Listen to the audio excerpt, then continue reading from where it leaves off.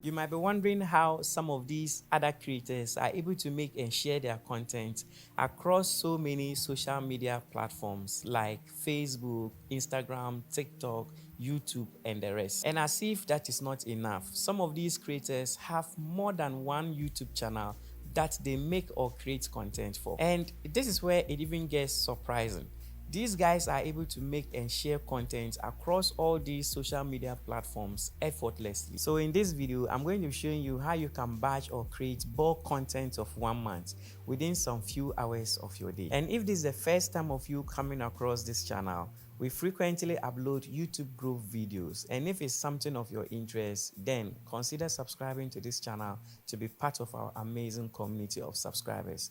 Don't forget to turn on the notification bell so that you don't miss any of our weekly videos. Support this channel by giving this video a like. That's certainly your way of encouraging me to keep making videos of this kind, because by the end of this video, you are going to realize how easy and time-saving it is to create bulk content that will last you for a long period of time. The truth is, all these other creators batch their content, and that's why they are able to create so much content within a short period of time. This also helps them to stay consistent in creating content across multiple social media channels. So definitely, this is an information you need to have if you want to step up your content creation game. And this includes everything from ideation, preparing the content, filming the content, all the way through scheduling the content ready to be published. So the first thing you need to understand about batching your content is that you need to start small.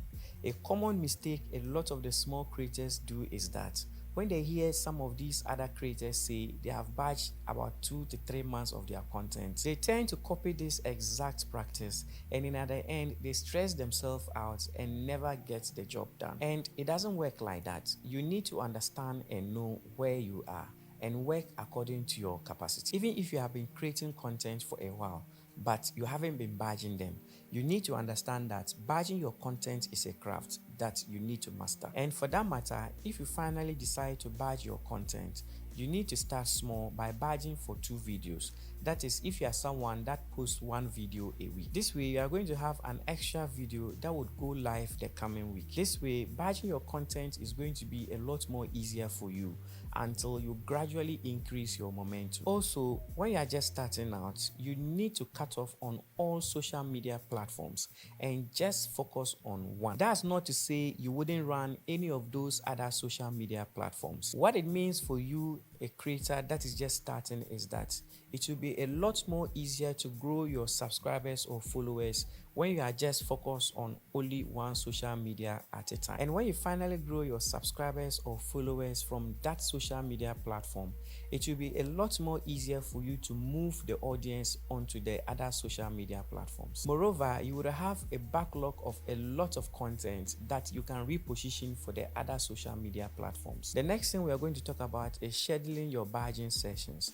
And the common mistake a lot of small creators make is that they don't make time to schedule every part of their content creation process. So you usually hear someone say, I'm going to set aside 4 hours on Saturday to create a week worth of content. When you want to do all these things within a period of 4 hours, you are going to feel tired and stressed up. And at the end, you are going to complete the session feeling you've not accomplished anything. And this is going to make you even more frustrated. So instead, what you are going to do is you are going to schedule every part of the content creation process. So you are going to schedule time for ideation.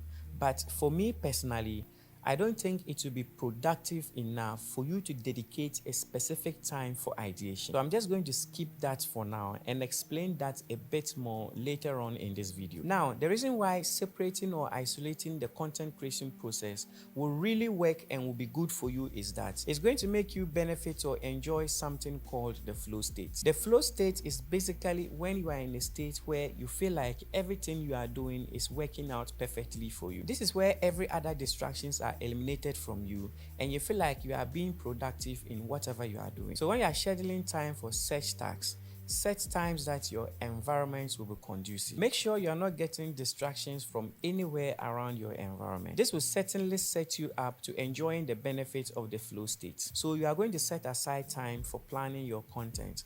And if you are someone that posts 1 video a week, Usually it should take you like 1 hour to plan that content. So now that you finish getting your ideas and you've finally broken your ideas into actual plan, the next step is for you to set time for production, and that's creating the content, editing the content, to scheduling the content for publishing. And I'm going to break down all this process a little bit more shortly. So the next stage of scheduling our content session is how to come up with ideas. And this stage is very important because you will need to sit down to draw upon great video ideas. And on a regular basis, especially when you are ready to sit down to batch some content, the last thing you would want to happen is to get yourself ready, sit down to plan your content, and then you realize that you don't have any great ideas. This is something almost everyone can relate to because we've all been there. So you would want to ensure that when you sit down to plan your content, you would have good ideas flowing through you. And that was why I told you earlier on that it will not be productive if you dedicate a specific time of your day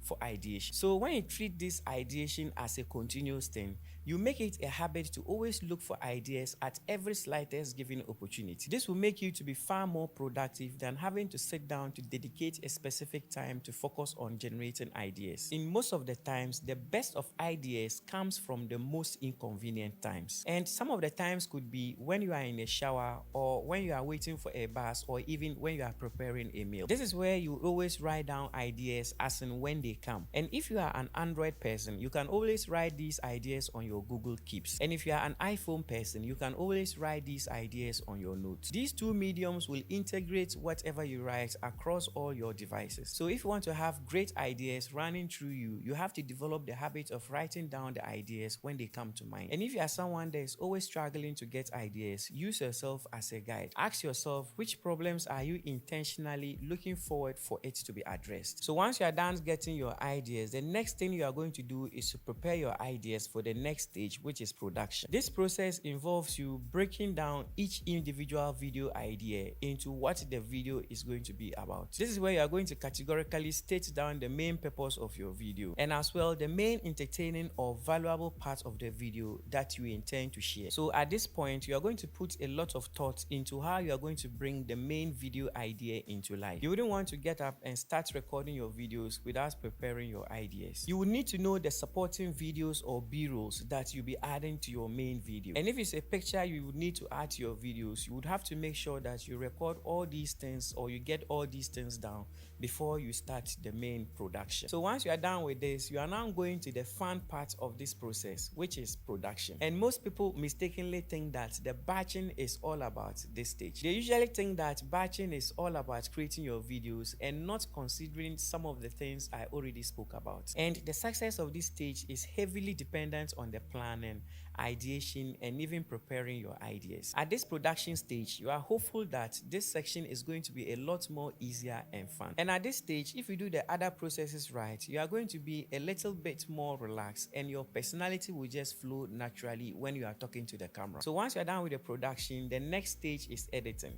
And if you are someone that doesn't do your editing all by yourself, this is a stage you don't have to worry so much about. But if you are someone that edits your videos all by yourself, and you've gone through all these other stages, especially preparing your ideas, where you would have to get videos or materials that will support what your main video is going to be about, you are going to find this stage a lot more easier than someone who didn't take time to go through all these stages. Editing is certainly one of the things that takes a chunk amount of your time, so you would want to dedicate a specific time for it. You should also be considering dedicating times that you wouldn't have things distracting you. This will help your editing flow, and you will also be able to get the job done faster. And again, I'll recommend that you edit your video and leave the export part for it to be exported overnight, because when you're exporting your videos, you wouldn't want anything to interact or distract the process. So once you are done editing your content, the next stage is for you to schedule your content for it to be published. I personally feel that this particular aspect is not talked about much enough, because a lot of people immediately publish their videos to go live once they finish editing their videos, and that's not the right thing to do. You should schedule your videos ahead of time so that when the time is up,